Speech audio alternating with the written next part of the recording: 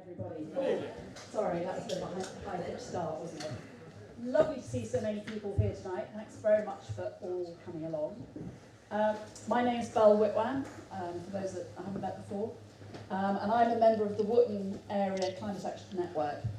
And we are a group who help locals and the community to try and reduce our carbon footprint.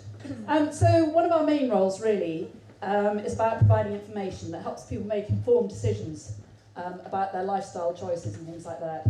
So we're always really keen to hear from people. If you've got questions about climate change or there are particular things that you want to know more about, please do get in touch, because it's quite probable that there'll be other people who are having exactly the same thoughts, and we might be able to go away and find out some information, put it on our website, have a public meeting about it or whatever. So please do get in touch and let us know what your thoughts are. As well as providing information, we also actually have quite a lot of sort of practical projects that we're involved in. And a lot of those are around some carbon sequestration, planting trees, planting hedgerows, things like that. But also that's very much designed to sort of help the wildlife around Wotton as well. Because as Sir David Attenborough so succinctly put it, if we don't sort out our biodiversity, we're buggered. So I don't think he quite phrased it like that, but I paraphrased slightly. But we really, the two things, climate change and biodiversity, go hand in hand. So on to tonight. Tonight's all about orchards. And obviously orchards pulls together a lot of the things I've been talking about. We plant orchard trees, and that's great for carbon sequestration. It's also really fantastic for wildlife. And of course, orchards provide the nectar of life, which is cider, as well as all the other food and fruit and juice and things like that. So, orchards are great things to be a part of. And we've got two speakers tonight. We've got Martin Hayes. I hope I'm the main one. You are the main one, absolutely the main one. Martin's going to be talking for about half an hour on orchards. He's a fountain of information on all things orchard, member of the Gloucestershire Orchard Trust Committee. Yeah. Yes, yeah. So he's going to talk for about half an hour. Then there'll be a chance for questions. And then Matt Adams is going to bring us up to date on what's happening with our community orchard down at Wotton Community Park. He's been instrumental in getting that planted and maintained, so he's going to bring us up to date on that. Okay, I'm going to hand over to Martin. Do I have to have that? Hi, so I've never used one of these before, so forgive me if I start throwing my arms around a bit. So my name's Martin Hayes. I am a member of the Gloucestershire Orchard Trust. I was the chairman up until a while ago, and then they had a restructure and they didn't tell me, and they've got rid of the executive committee, so I'm no longer a chairman, so you've got second best. But anyway, so the Gloucestershire Orchard Trust, as you probably know, hopefully, celebrate and promote orchards around Gloucestershire, but also around the UK. And you don't have to be a kind of somebody who believes in that the world is going to pot because of climate change to plant an orchard. You do it because of the environment and because of all the fabulous things you can get in an orchard. And of course, orchards give you fruit. So there's a source of food security in that. So with an orchard, people like to talk about rewilding. I like to talk about reorcharding, rebalancing nature and helping nature as best we can. And orchards are a very big part of that. Now, the Gloucestershire Orchard Trust, in association with the Gloucestershire County Council and FIPL, which is Farming in Protected Landscapes, in the AONB, have joined together to give free fruit trees away. Now, it used to be always a case that they would give woodland trees away, which is really nice, nobody likes a woodland tree. And it's taken us a few years to convince them that actually orchards would be a nice way to go. And this year we've started with 450 fruit trees, cherry, apple, plum, pear, lots of local varieties with very good names, which I might come on to later, which might amuse people. And we started planting all over Gloucestershire. We're well underway now. I think I live in a council house in the middle of Cheltenham. A terraced house in the middle of Cheltenham.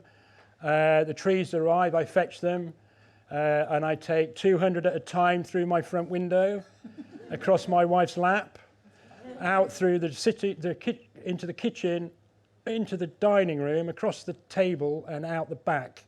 And then when I've allocated them all, they come the other way. My wife is very understanding, and we had the floor tiled just for that event. But not really. So it's an amazing project, something that communities are getting involved in, individuals are getting involved in, people who, and you don't plant trees, fruit trees, for any financial gain. It's generally environmental gain, and the fact that you could have a nice tasty fruit at the end of it, or a fruit pie. And of course, then there's the fantastic wildlife that you get in orchards, and there is nowhere better, he says, hopefully nobody contradicts too badly, for wildlife than an orchard. And of course, when we think about the future and food security, a lot of rewilding, in my eyes, is done really without forethought, because we're taking good land out of production. And in a small way, if you take one field out of production of food, that food has to come from somewhere. And unfortunately, with various things that have gone off over the last few years, it generally comes from probably South America. So that is going to add to lots of problems in the future in terms of food security. So, as I say, I don't like to talk about rewilding. I like to talk about reorcharding, rebalancing the landscape. So we have got some series of photographs up here. Haven't got much to do with the talk, but when you're talking and you get tongue-tied, it's good to look around and see something that you can actually talk about. So there's a lot of volunteers in the project they were doing. FIPL insist on that. You know, they insist that it's not just a case that we go and plant a woodland and then we forget about it. And then, like last year on a hot spell, loads of trees died. We really want to get people involved in planting the trees, knowing how to look after the trees, and having an invested interest in the trees. And I have to say, it's working very well. And we have, myself and a lady at the back there, Iris, have been on TV recently talking about this very thing, which is quite a plus for us, really.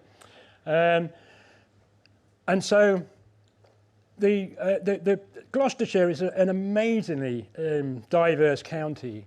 And when I talk about Gloucestershire, I don't come from Gloucestershire, I come from Derbyshire. And for me to say that Gloucestershire is probably the best county I've been to in the UK, it's no exaggeration, because the actual wealth of and diversity of landscape, from all the way down in the forest where I was delivering trees the other day, which is a nightmare when you turn off the 840.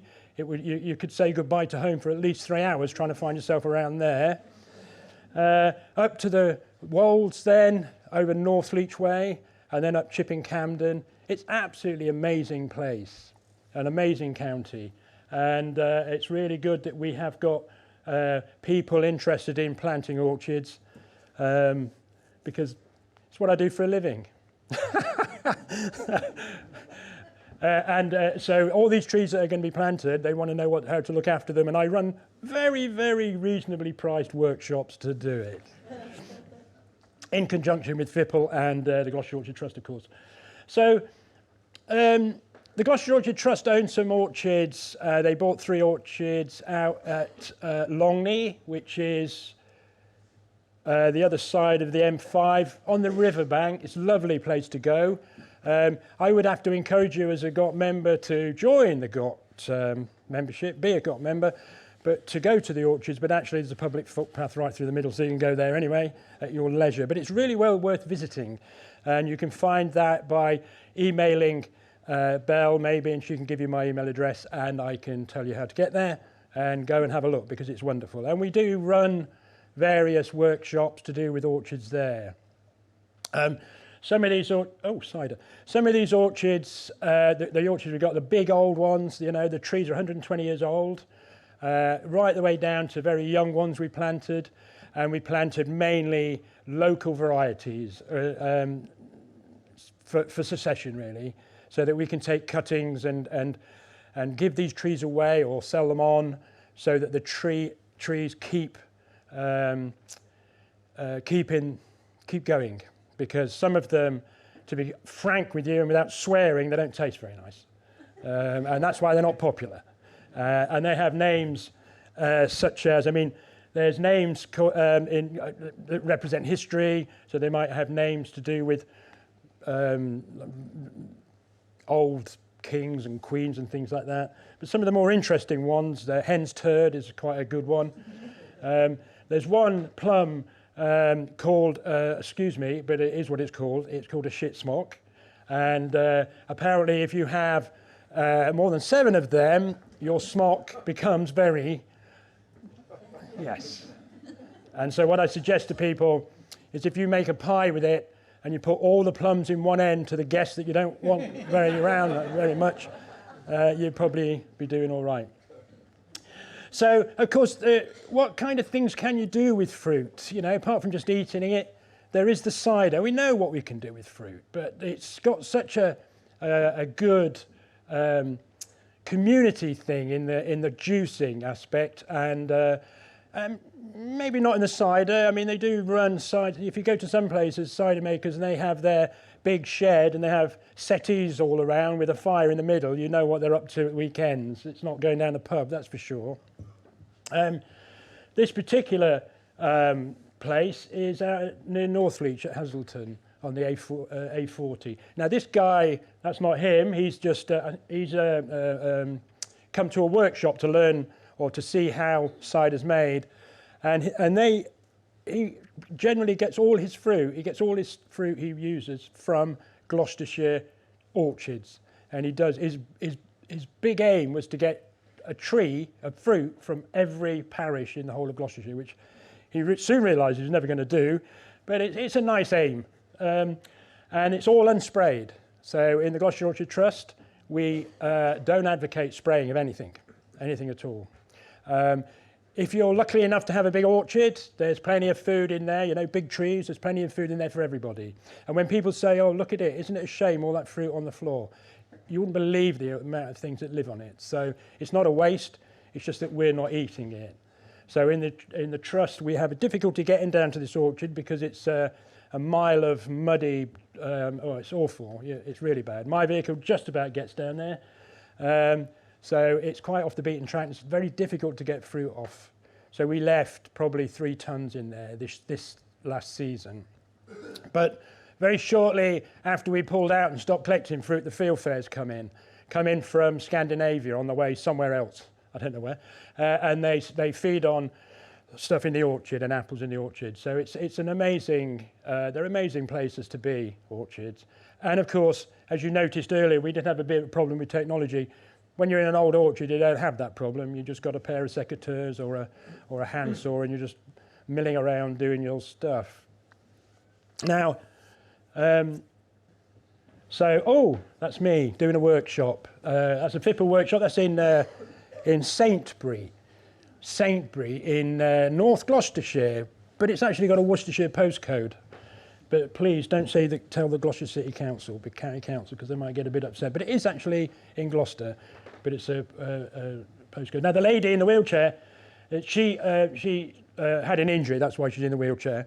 And she was brought up in this house, and she's come back, and she's decided that she wants to put the orchard that she remembers as a child back in. And it's a wonderful project. That doesn't show much of it because it's a massive field that we've just planted up just to the left of there, and that was only done 2 days ago. So if you do want to apply for these trees, you can apply for 5 up until 50. There's no limit to how many you can have. You've just got to have the space because they're big trees. And the reason why we put in, so we'll talk about the rootstocks if you like, because that's quite an important part of it. So with apples, the main rootstocks, there's quite a few different rootstocks, but the main ones that you'll find, and the ones that we give away under the project, is one called an M25, which is a circular ring road, isn't it, around London? But it's an M25, and that will grow to 25 plus feet. So you do need a big garden, you know. But if you, and we don't do other trees in that project, because what we want is we want the longevity of the tree so that we get sap runs, we get dead wood, we get loads of life, we get hollows. When people see these big old trees with hollows in the middle, nothing wrong with that tree. It's just other things live on the inside. The tree only lives on a very small part of the under the bark. And so under the inside there, it's all cellulose, cellulite, whatever it is, and all the insects eat it. And that's why your woodpecker is going at it all the time, because he's pecking out these things. And we spent ages with the People's Trust for Endangered Species looking around Gloucestershire orchards for the noble chafer. We found a few legs and the odd head, but I never saw a living one in all the years I was doing it. But you never know, one day when I'm not looking for them, they might just turn up. So that's why we plant these big ones, because they'll live for 150, 160 years. So you get a lot of life out of them. When you come down to smaller ones, you tend not to get so much life. But don't be put off by planting them, because every fruit tree, in my book, has a purpose. So I say to people, when I talk to them, if you've got a flat in the middle of London and you've got a balcony in that flat and you've got 6 hours of sunlight in the day during the ripening time, you can have a fruit tree on your balcony. You might not get many apples, but you've got a fruit tree on your balcony. And I think in the middle of London, that would be something to boast about. So you come down a rootstock to what they call an MM106. And one of the things about the UK, in Britain, and in Kent, we were leaders in rootstock, finding new rootstocks. And they've discovered that they brought out an MM106, which means Malling Malus, which is Malling, East Malling down in Kent. And that was a semi-dwarfing, semi-vigorous rootstock, which was very popular in the old days with, in the 60s, probably a bit earlier, with fruit growers, because they were the first really commercial fruits size trees, so you get a lot in. So I'll tell you how many you get in a minute. It's quite stark, the difference in the sizes. So then you come down to an M26, which is smaller tree, needs to be staked, and then you come down, and it's funny because you come down in size, but you're going up in numbers all the time, which baffles even the best nurseries you get around.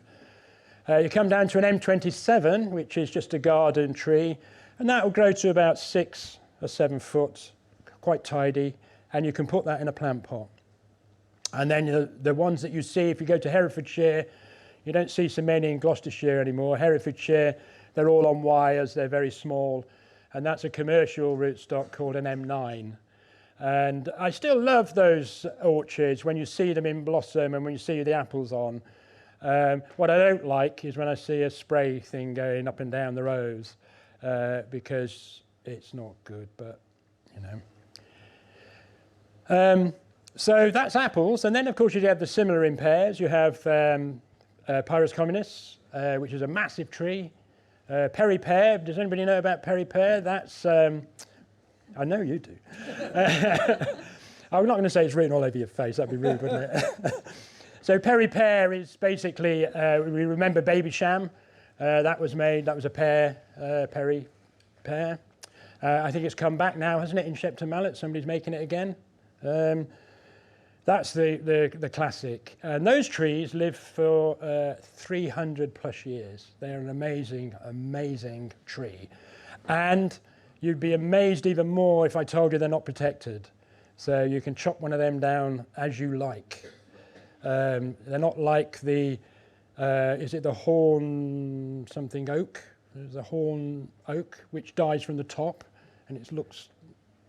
It's that if it was like that, if they getting tongue-tied, if they knew more about the peri pear, they would act more on our as an oak. If you see what I mean, they don't. They believe that if you have a peri pear tree and it starts to die from the top, it's actually dying. But actually it's not, it sort of self-prunes. It gets to a certain height and then it starts to die back. And unfortunately, they also, in that, which is quite interesting, when they do their template, it's TENS I think it's called, they look into, they have 4 or 5 different sections, and there's 6 questions in each section, and to save a tree and put a TPO on it, you have to get each section, you have to get to the next section. And you have to get 3 sections before you can actually put a TPO on the tree. And peri-pairs fail on the very first section. In fact, the very first question. So the very first question is about its amenity value. And its amenity value could mean you're up top of a hill, and in the distance you see the peri-pair tree they're talking about. And that is an amenity value for the person that's standing up there on the hill. But unfortunately, with peri-pair, because they die back, if they're in a public space, like if there's a footpath through, you have to prune it back. You have to take the dead wood out so it doesn't fall on somebody's head, because whoever owns that land is responsible for that. And so as soon as you tell them that you have to cut it back, they say the amenity value is gone, so we can't put a TPO on it. And that's how weird it is. And then the next question says, how old is a tree? And you say 150 years old, and they go, oh, it's dead. It's no good. Not realising that because they see a peri-pair as an eating pear, which has only got 150 years of life. So there's a lot they have to learn, but they're very slow about learning it.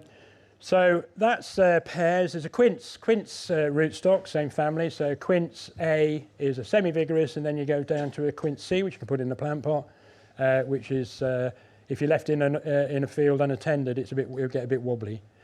And then plums, similar, Bromptons, Julian A and Pixies. So there's always a rootstock to suit your garden. It's just that unfortunately the free tree things don't give those away, which is a bit of a shame, isn't it? But so don't be put off by thinking that you can't get a fruit tree. You've just got to think, have we got 6 hours of sunlight to ripen that tree up? And then you can put a tree there. So I do plant trees in all sorts of places, small gardens, big gardens. Today I was talking to somebody with a massive estate, and their garden, a walled garden, was 4.5 acres. I mean, it just was unbelievable. But they were quite good because they're rebalancing. They've kicked off or asked people, the old tenant farmers to leave. They're not old. They're just they've not been there a long time.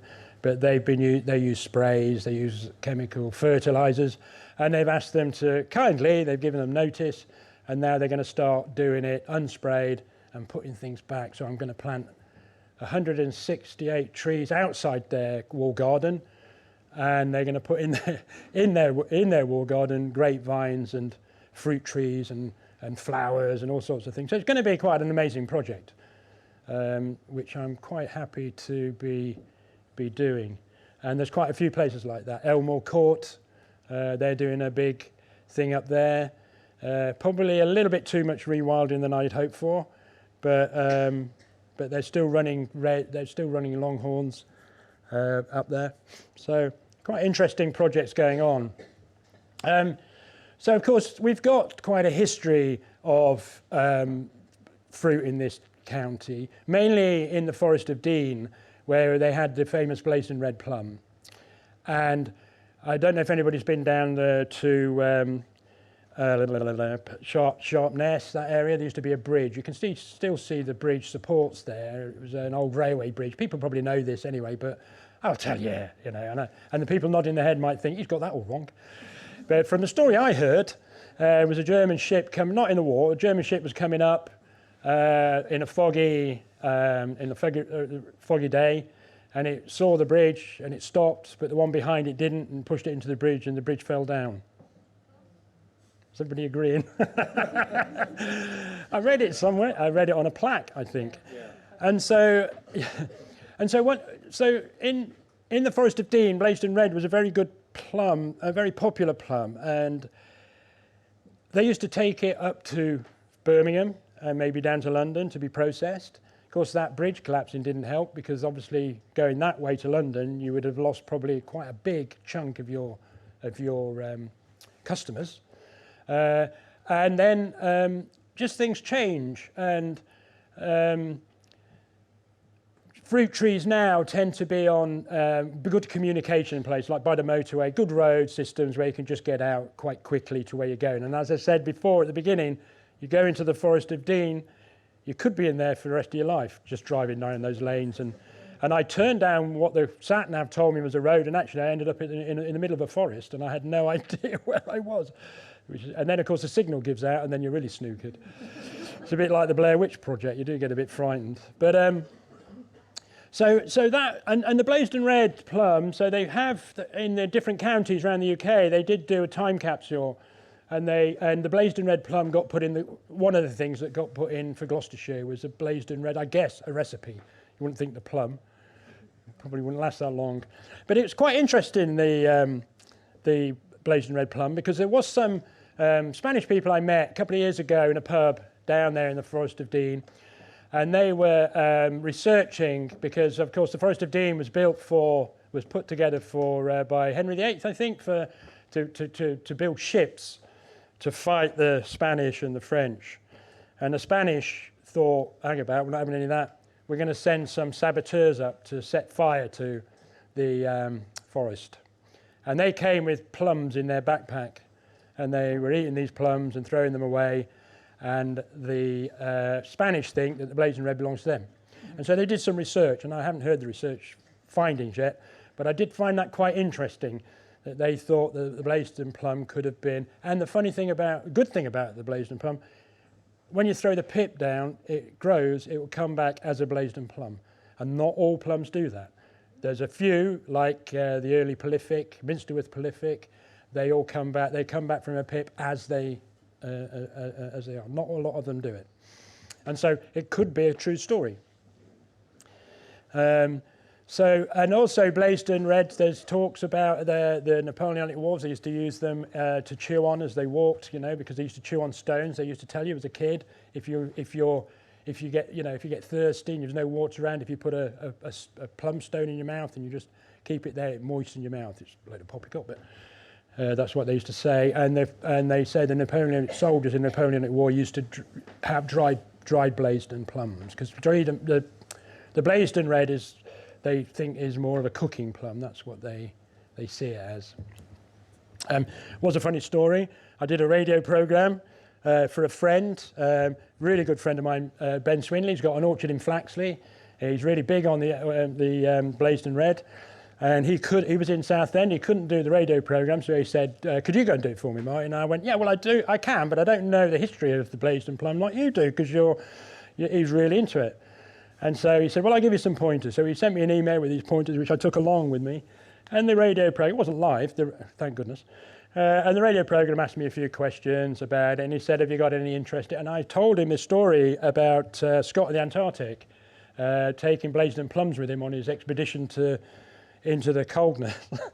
And a funny little thing about him, one of them saying they're going to go out and there might be a while. It might have been because he was he got the runs and he went out and he was... and I thought it was a funny story. And when I saw it to Ben, I said, the guy looked a bit sceptical about Scott having plums. He said, well, they can't prove it, can they?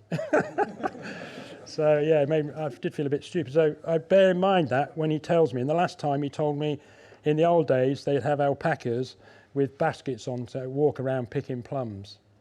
Of course, I didn't believe that one.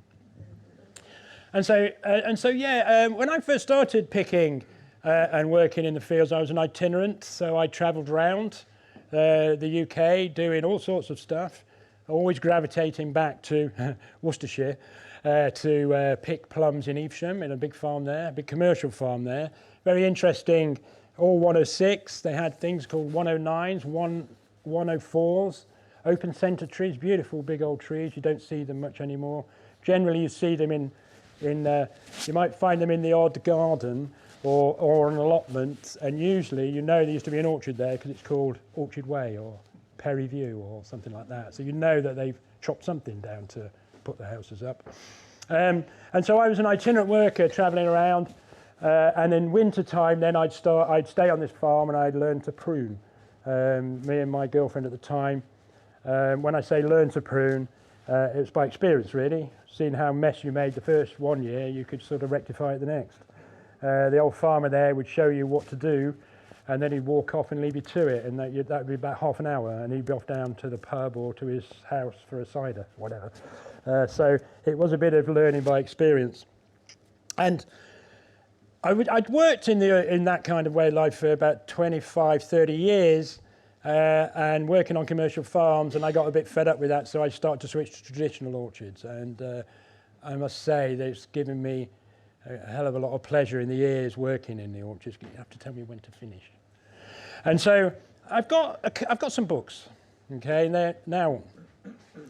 they're quite interesting. This one's by Jim Chapman. I'm not being a salesman here. You can buy them.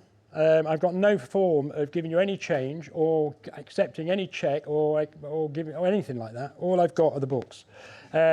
So this one here is quite an interesting one, and this is called a shadow orchard, the shadow orchard. And this one is by Jim Chapman, and Jim Chapman is the foremost expert in a lot of people's opinions, and mine indeed, on peri-pear. And he goes to the autumn show with something like 86 varieties of peri-pears. It's amazing. And he's the Hartbury Peri-Pear Centre is now considered the Brogdale of peri-pear. It's recognised by Reading University as being the home of peri-pears. And the shadow orchard, which I mentioned when I was an itinerant, we go to Evesham. The first fruit we'd start picking would be plums, all different names, early prolifics, yellow egg, green egg, well, same thing. And things like that. And then we'd wait for a bit, have a couple of weeks gap until we started picking the first apples. And in that gap, there was a shadow orchard to pick. And that was things like mirabelles, damsons, crab apples, you know, loads of different little things that are pretty difficult to pick. But actually, for us, it was crucial because it gave us 2 weeks of earning money, albeit subsistence, until we started again. And the shadow orchard would have in it, as I say, the mirabelles, damsons, crab apples. They'd have hazelnuts, loads of different things, and holly. Holly was a very good one.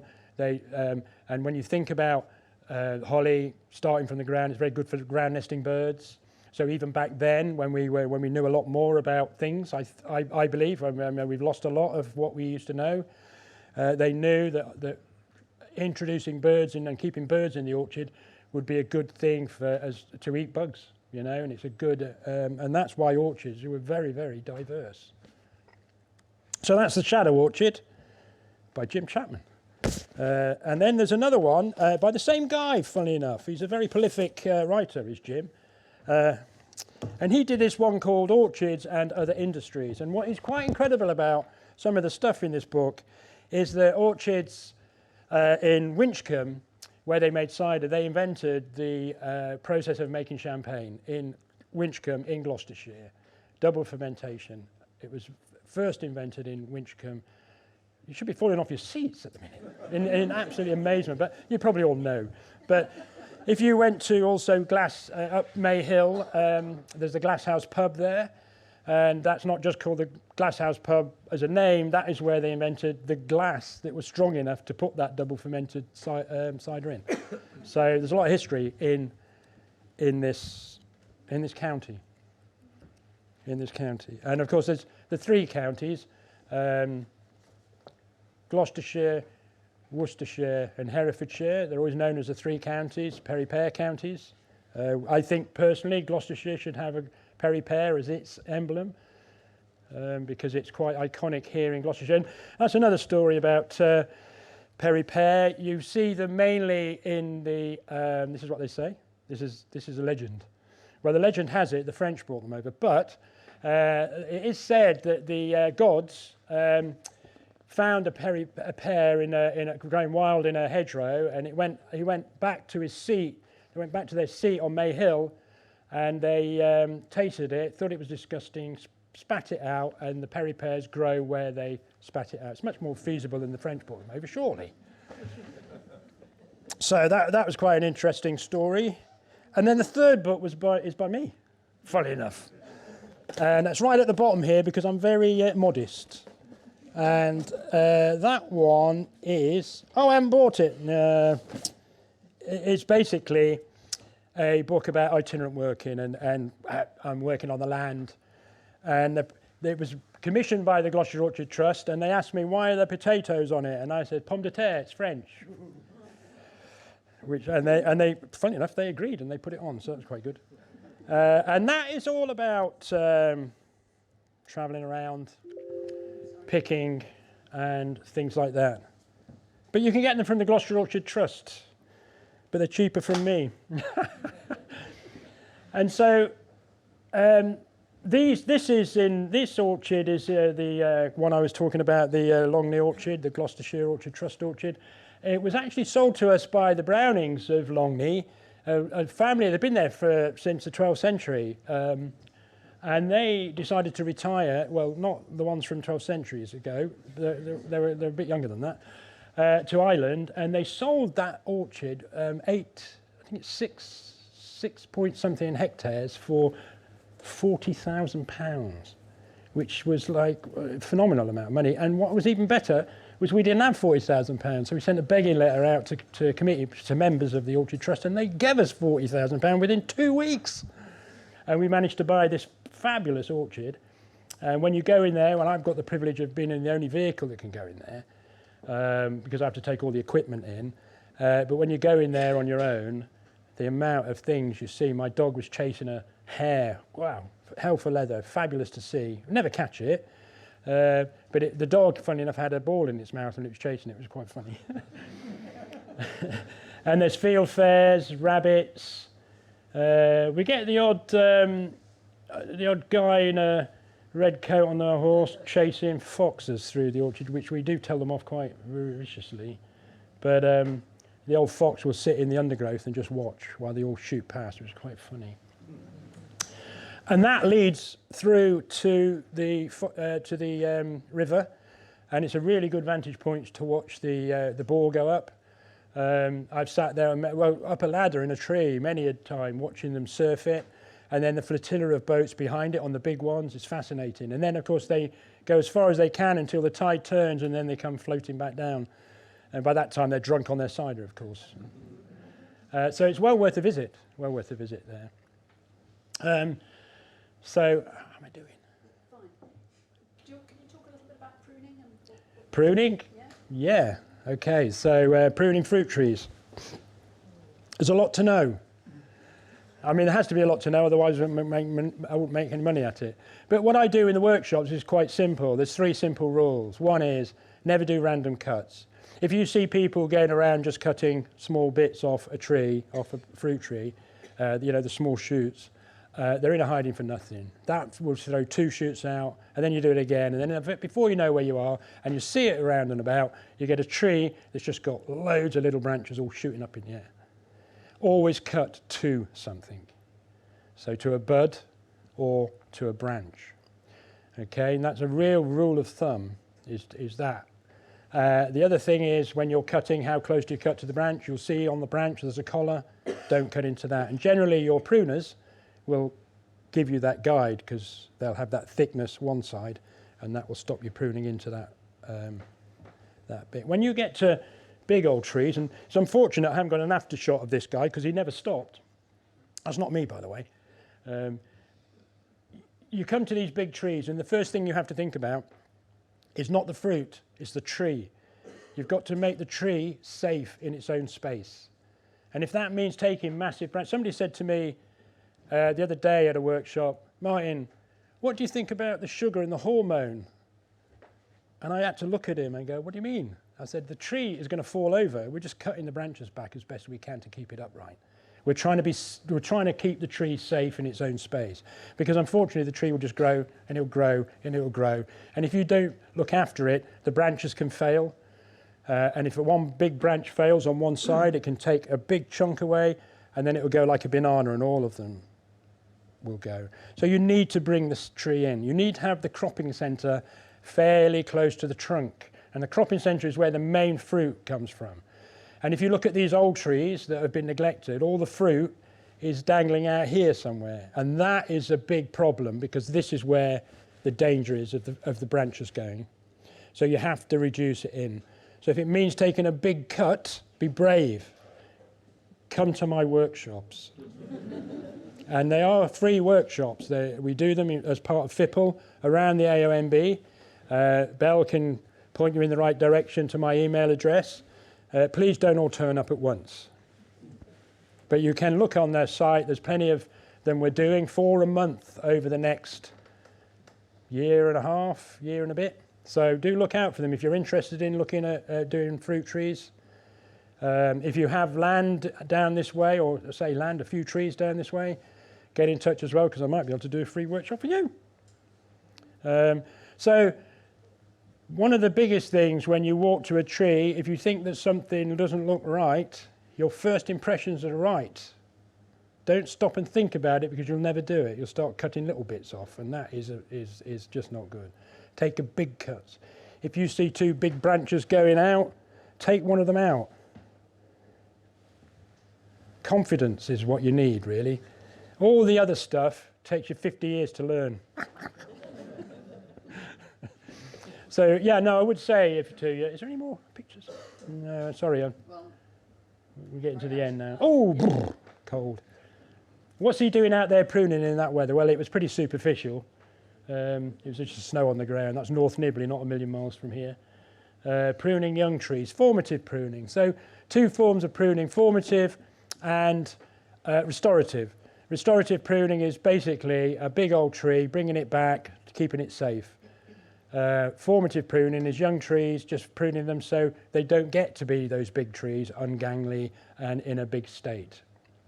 Can I get you to hold that a minute? Can you do it as a song? I just want to sort of show you very kind of how to, there's the 3 different forms of fruit tree you'll find, okay? So most people would know the goblet shaped, yeah? And that is, I don't like it, I have to say. For a nice small garden, it's fine. My kind of thing is that fruit likes to grow down. It doesn't like to grow up like that on those shoots. Okay, and also if you've got 3 branches, you've got to treat each one of those branches as a separate tree when you start to prune it. Okay, because what they'll do in the books, they'll tell you what to do, but they don't tell you why. Okay, so I wish I'd brought a branch now, but so I'll try and do it in my arms, right? So if you've got this is the goblet, okay? The next one that you're going to be looking at is a Christmas tree shape, pyramid shape, like this one you see in the picture. You can't see it behind the ladder. It's kind of a Christmas, it's got a central leader. The central leader is the tallest part of the tree, okay? And that can control everything that happens to your tree when it's young. And so you can do things like you can put a dogleg in. So basically what a dogleg is you find a branch, you've got a branch coming up, you find a branch that's going off at an angle, you cut the upright off, okay, and then you've got that, and then you look for a bud that's going up, you cut that, and then you end up with a branch going there. So that's a dog's leg. Does that make sense to people? And what that does is that slows the sap. So here's your main trunk. I'm the main trunk here. What it does is it gets to the first corner, and the sap starts to back up, slow down, and it pushes the energy back down into the tree. So it pushes all the branches out and thickens them all up. Comes to another corner, does the same thing. So it's pushing the sap and the energy into the tree and into the roots when it's young, so that it can get a firm hold on the ground around it, okay? So say a few years' time, it's very, very vigorous, the tree's doing too much, you put a sap riser in. So you've got your dog leg, okay, and you've got branches coming more straight. You cut the dog leg out and you've got a sap riser, it goes straight up into the air. That takes the energy away from the tree. Okay, so it doesn't throw out loads of new growth. And so when you've got your goblet, you have to do that on each of the branches. But with the Christmas tree shape, you only have to do it on the one. He has to be central to the base. He has to be the tallest. Does that make sense, how that's been explained? You can email me, and I will answer any emails that come to me as best I can by email.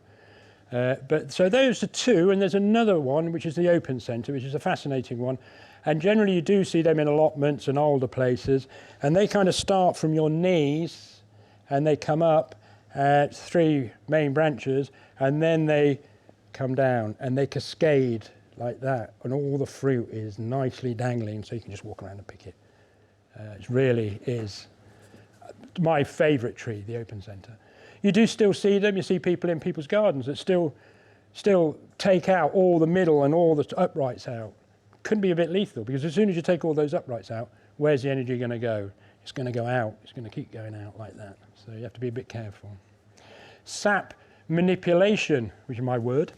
I like it. Well, it's not my word, but I thought sap manipulation, that's quite good, I thought. But you can look at my website, my Facebook page, which is called The Apple Man Can.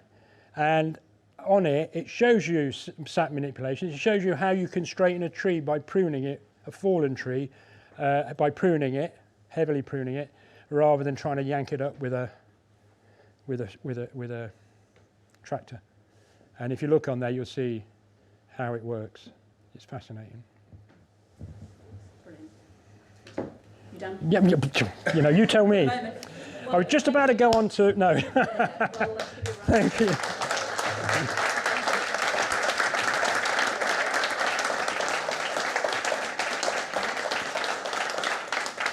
Thanks so much, Martin, for a far-ranging discussion. It's covered so many aspects of it. It's been absolutely fascinating.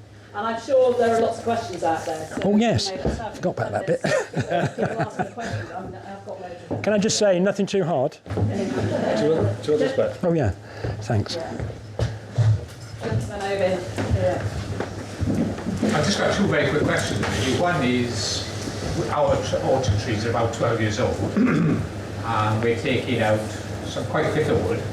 Do you remove the wood from the orchard and pile it somewhere else, or pile all the off-cuttings up in the orchard? Right.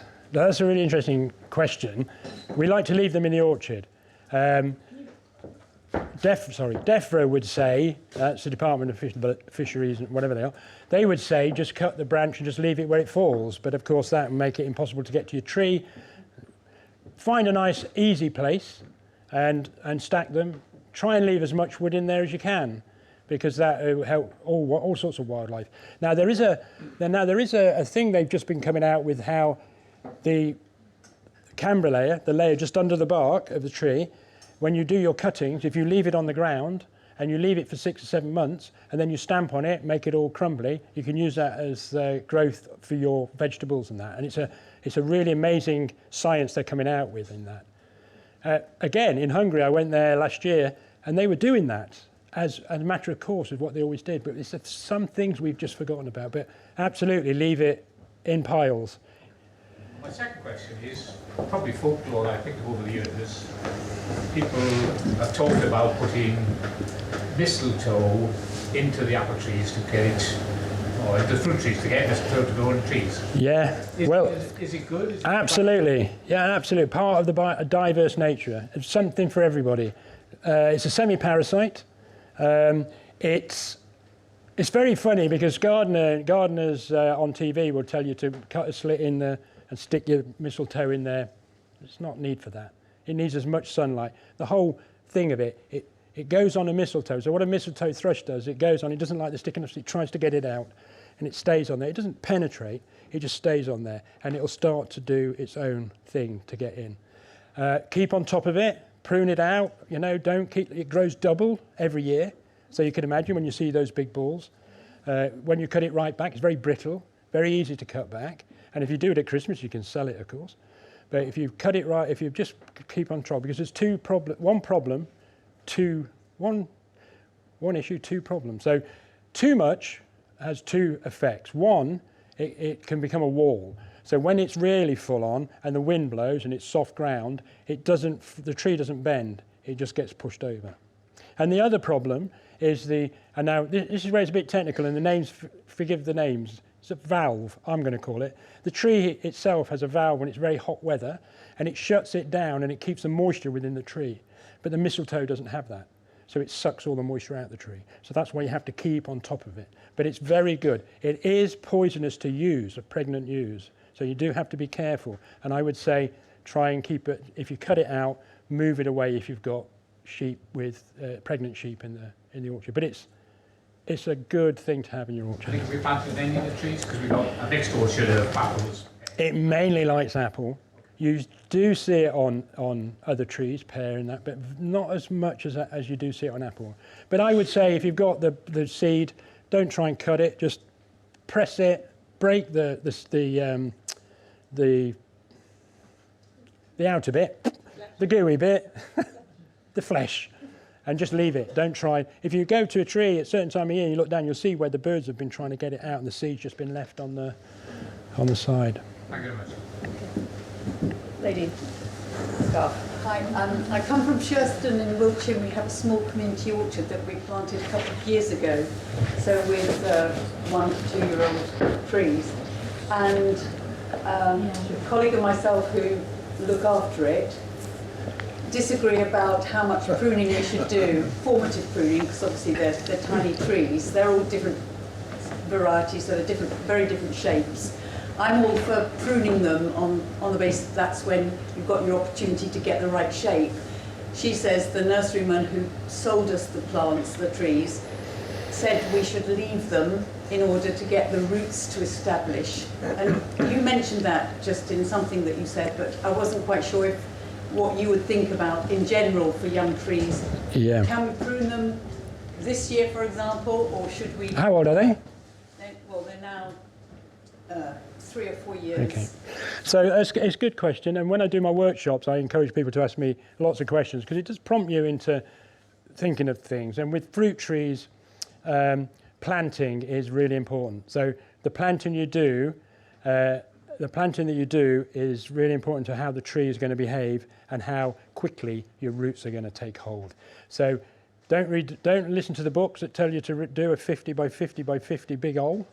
That's never going to work for a fruit tree. It's going to take them ages and ages to find the solid earth. So you dig your hole for the size of your roots. And if you've got one long root, you dig a long hole, but you dig it to the size. Because when you plant your tree then, it'll put the roots on, as it blows in the wind, it'll put the roots on quicker. It excites the roots.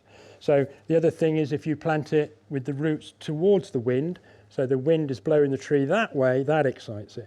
So it really depends, the pruning depends on how you planted the tree in the first place. If it's wobbly in the ground, you need to put root system on it, so you need to prune it back. And you need to put the dogleg effect in. Yeah?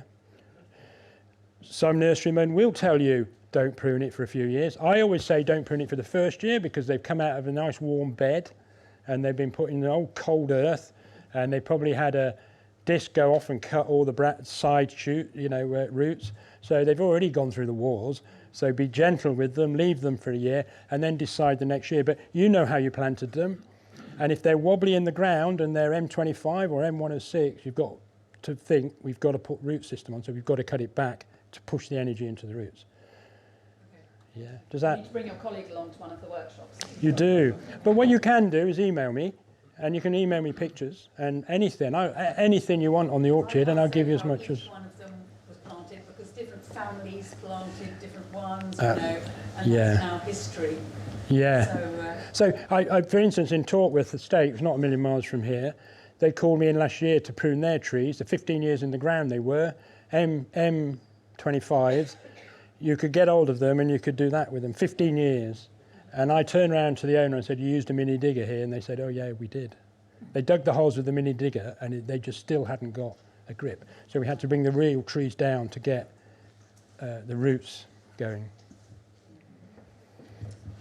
Sorry, the lady there, and there was a lady, gentleman at the back who was before as well, so you and then. So I inherited I've got an allotment 2 years ago, and there's a number of fruit trees in it, so I'm super lucky about that. And I have one that's obviously a pear tree, and I was through it this year, but the roots stuck on it. It took ages to work out what it is. Obviously, it's a quickness worked out now. But the rootstock had grown up, and for ages I thought, oh, I've got 2 fruit trees, but actually it's one tree. And the rootstock had grown quite large, and now I don't know what to do because I don't know whether to really shock the tree to cut that off. Just cut it off, yeah. No, cut it off. Take it out, yeah. It'll help the tree no end. That's unfortunately the rootstock. Some of the rootstocks are so vigorous, and especially on pear, they tend to take over the tree. So it's best to cut it out. Yeah. Do you cut it down to ground level or where it's coming off the ridge? To ground level, yeah.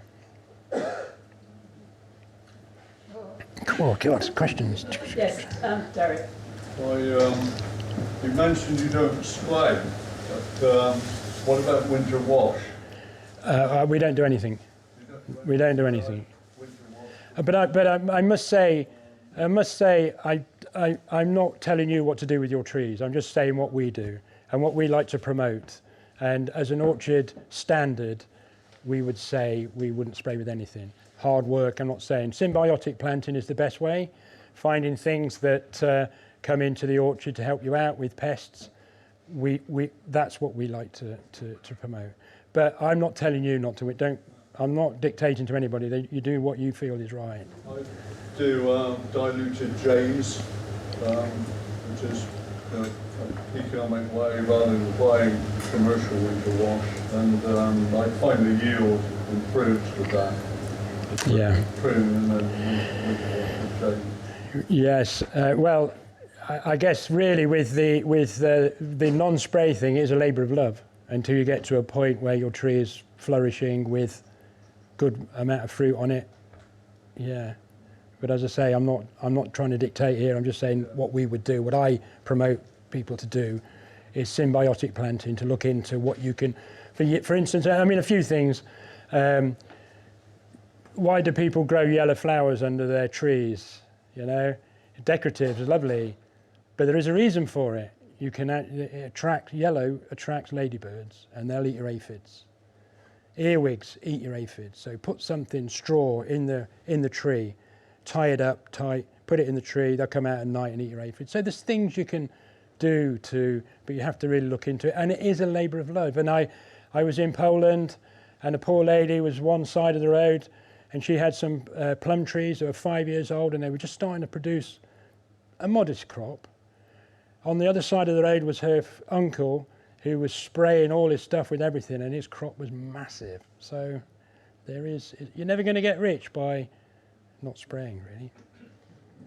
But you do it for the environment, don't you? Walking along close to the banks of the River Severn down at Shepherding, there's a good number of what we call abandoned, derelict orchards. Nobody seems to look after them. Is there any movements, any groups who are trying to encourage former orchard owners to maintain, regenerate, get all the mistletoe out of them? Well, it's a mammoth task, but they can get grants for that sort of thing. You can get grants. It's just whether it's very hard to shift older farmers who don't want the interference. So we do projects where we're planting hundreds of trees, and there's money to prune the trees, to look after them. But a lot of older farmers don't like the interference, because they believe if they're going to do this, it's going to be a rule for something else, and they're going to, all of a sudden, their farm is going to be not what they remember, I suppose. But there are a lot of well-minded, Pocket Orchard, Frampton. There's a few places that people are bringing these orchards, but it's a mammoth task, really is. It's quite not often the priority list on a farmer's list either, is it? No, and also, especially around Cheltenham, in fact, poignant because of the horse racing there, and the foot and mouth disease that spread through, came through the county in the 2002. In Cheltenham, a lot of the farmers went out of livestock and rented their fields, orchards out to horse owners, and horses just eat trees. If you don't protect your tree, they will eat it. The tasty sap, they love it. So. Just before you take another question, would you mind repeating it, summarising it at the back? Sorry, absolutely. That sounds like an interesting question, but we can quite relate the answer. Yeah, it was about derelict orchards down by the River Severn. So, is anybody doing anything to look after them? Sorry. No. Good point. Anybody got a question on this side? I realise I've been sort of rather ignoring this side. I'll take it to Anne, then you. Sorry, Robin. Robin, it's you. Right, okay, sorry.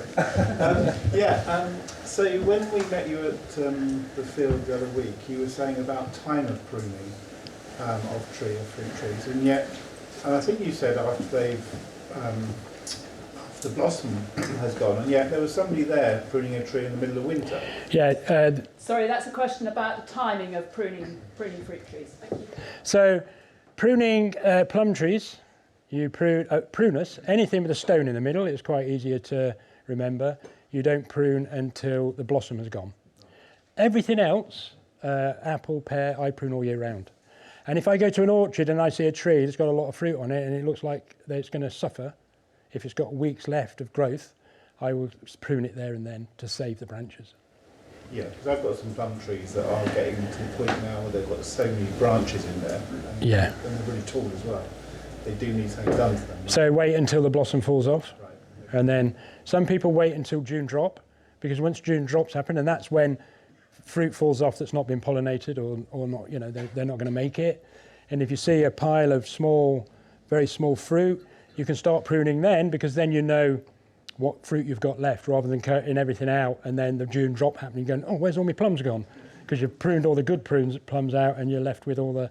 So it's by rule of thumb, wait until June drops happened, and then you'll know, you know, that you're going to have some fruit on your tree. Lady. Do you prune quince? Yeah. An 8-year-old quince tree, it's about 12 feet tall. It's the heaviest cropper I've ever seen. And I think I probably need to prune it because the weight of the fruit is going to break. So the question is, should you prune quince? Yes. So yes, absolutely. And again, it depends on your rootstock. So how heavily you prune it and how much it needs. So my best advice to anybody going to a tree is to grab hold of the trunk and give it a good yank and look at the ground. And if it moves too much, you've got to prune it back heavily. Either the roots haven't taken effect, or it's a small rootstock and it's too high. I was at Elmore Court yesterday doing quince. I did 4 or 5 of them yesterday. They were probably 8 foot tall, I'd say, quite wide. You grabbed hold of them and you could just move them around. They were on a quince C rootstock, which is a small rootstock. So I knew they had to be no more than 8 foot. And these were massive. So we brought them right down, yeah. I'm going to ask the last question. It's my prerogative because I'm standing up here. I was really fascinated about your mentioning about shadow orchards. And I wonder whether we shouldn't be planting more sort of shadow orchards of damsons and crab apples particularly, and hazelnuts. But am I right in thinking that they would need less maintenance than just... Generally, you just have to be careful that a farmer doesn't come along with and chop all the tops off. So, no, they don't need so much maintenance. Of course, you have to look at them and have to think, well, if that branch is going to come too far out here and it's going to have too much fruit on, we're going to have to do something about it. Yeah. But generally, you just leave them get on with it themselves. So if you're doing it for biodiversity, that's a good way of... Absolutely, absolutely. Yeah. And the amount of life, especially crabapple, you know, it stays on late November, early December, crab apples for bird life. It's fantastic, really. But you can get, I mean, you can you can get free trees from the Gloucestershire County Council. Yeah. They're giving it under LAFT, the Local Authority Free Tree Scheme. Yeah. Lovely. Okay. Well, thanks so much, Martin. That's really been great.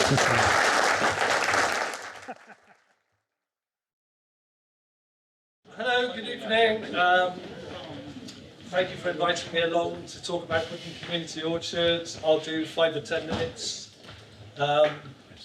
Following Martin's excellent talk, thank you for that, Martin. So, Wotton Community Orchard, which I was asked if I would set this up 4 years ago, I think it was, and I foolishly said yes. So my background is, I was thinking about this earlier, I probably had my first glass of cider underage, and then I probably made my first barrel of cider 20 years after that.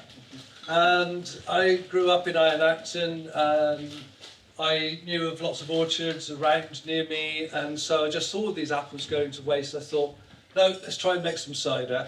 So, so I collected cider apples, and I found a guy who could press them in Albury, Matthew Riddle. You may have come across him. So I gathered up my apples, took them down there, got them crushed, put them in a barrel, and then, hey presto, we were drinking cider later on the next year. So that grew from there a passion connecting with the apple and with cider making. And so I carried on doing that, and probably another 20 years after that, I made my last barrel of cider. So it was a little bit less than that, but where's it gone? Here it is here. So I'm drinking tonight the cider from behind the bar, made, it's called wild cider now, but before that, it's called Barnes & Adams. And John and I set up Barnes & Adams, 10, 15 years ago or something, to make use of all the apples in the local area that would otherwise go to waste. And we see orchards and apples under them, and sadly, they do just go to waste. And in my time as a cider maker, craft cider maker, I have to blow my own trumpet here. I mean, we entered a few competitions, one of them being the Royal Bath and West, which is the largest cider competition in the world with over 650 entries. Wow. And we got a second place for our perry and a third place for our farmhouse cider. So I do that.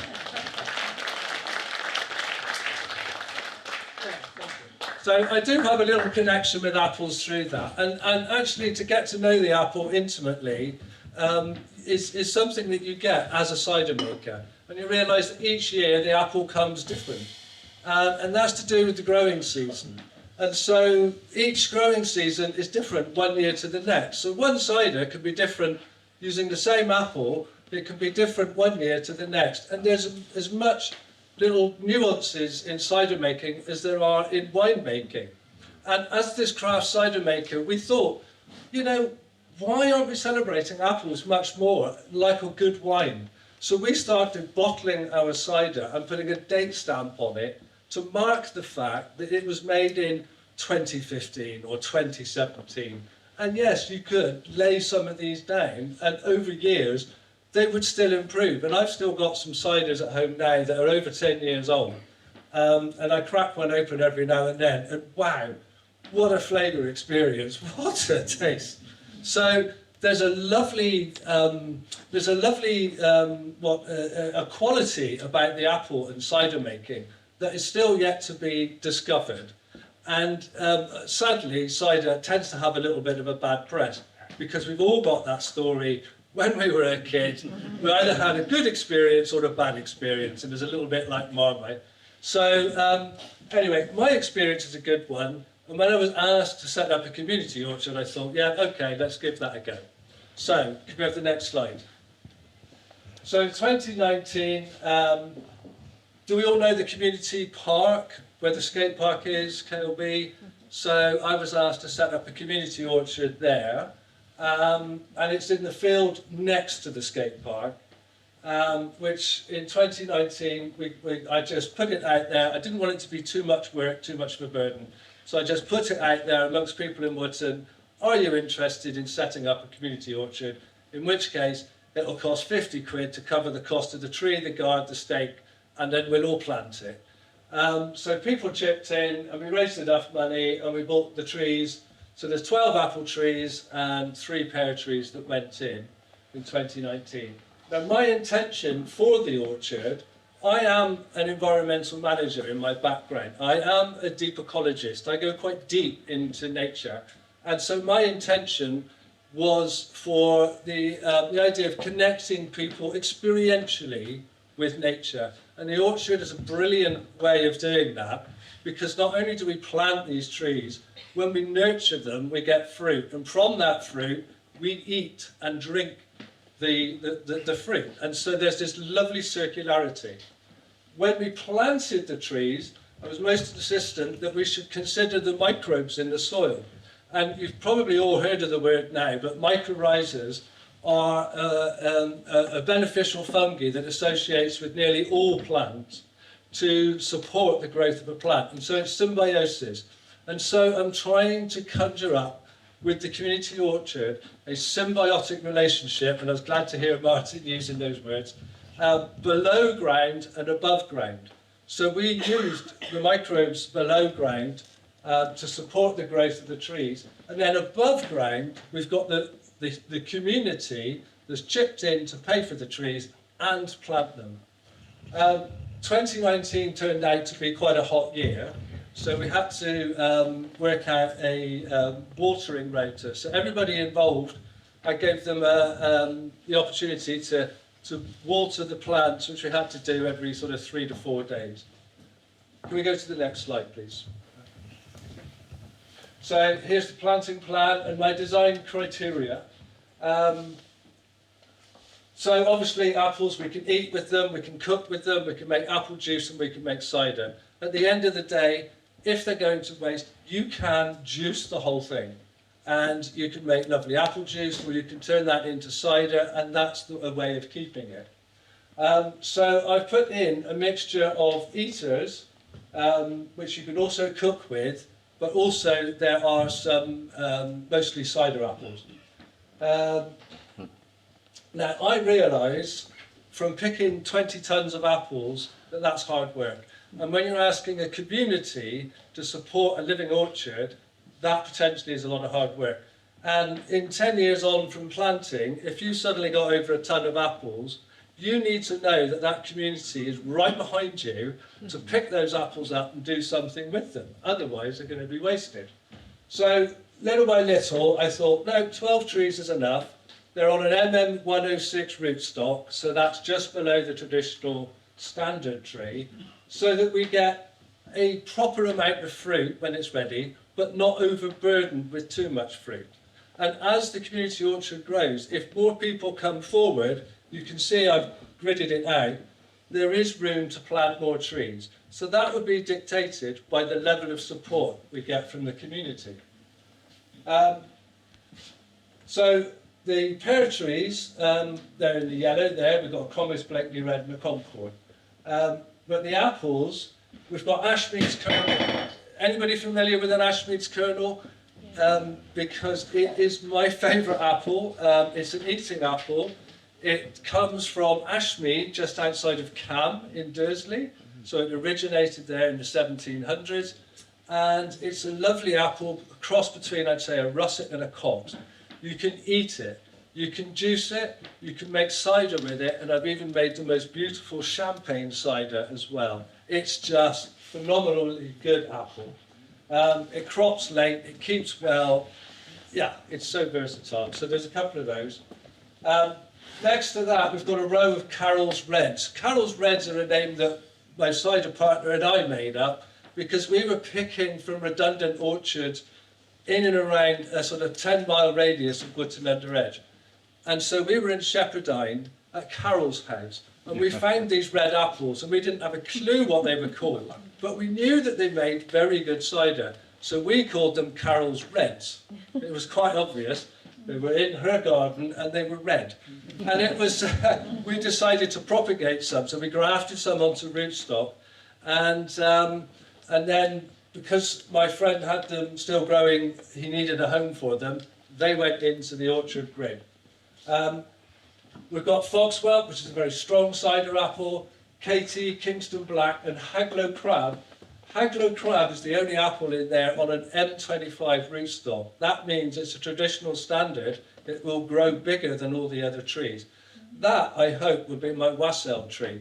That tree has a lovely heritage in Gloucestershire where cider made from that apple was said to be exchanged 1 for a barrel of brandy. That's how good the cider was. So we've got a Haglow Crab, but it's not an easy tree to grow. So anyway, that's the planting plan, and that was the rationale. So next picture. So throughout the season, we try and have events. This one is connected with Apple Day, so it's all about bring your apples, because we haven't got enough to crop yet. Bring your apples, and we make apple juice. Invite people to bring apple cake, so people are bringing the cake and sharing it. We're all bringing apples, crushing them, making lovely apple juice, and a few games as well.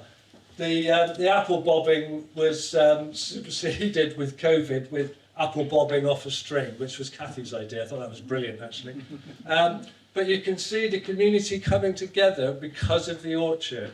So it's lovely to run these events. Next slide. So that's in January we were doing wassailing, and we had our wassail just a few weeks back. So that's becoming more and more popular. We had the Bristol Rag Morris, we had the Wotton Choir, we had people bringing apple cakes. My friend donated some cider, so we had mulled cider. We did the traditional wassail brine, and then after that people make toast, dip it in the cider, and then hang the toast onto the branches of the tree.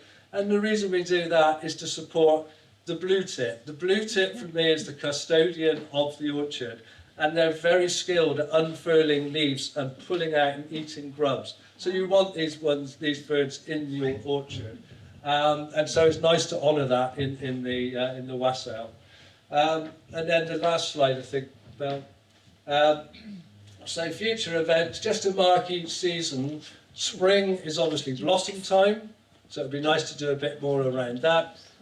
Summer, I've really got this idea of just relaxing in the shade, under the shade of an apple tree. Now the trees aren't quite big enough yet, we've still got a bit more growing to do, so that's an event in the future.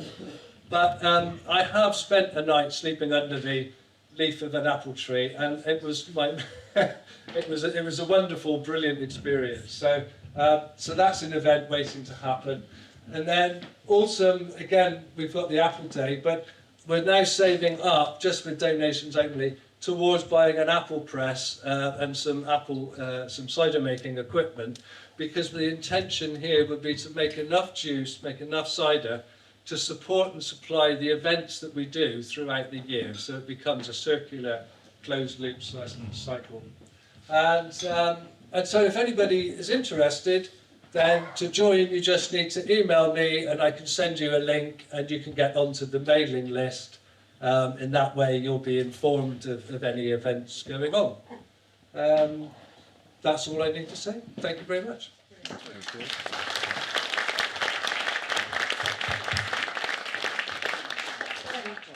It's a brilliant project to have going on in Wotton. And time for a couple of quick questions. Martin.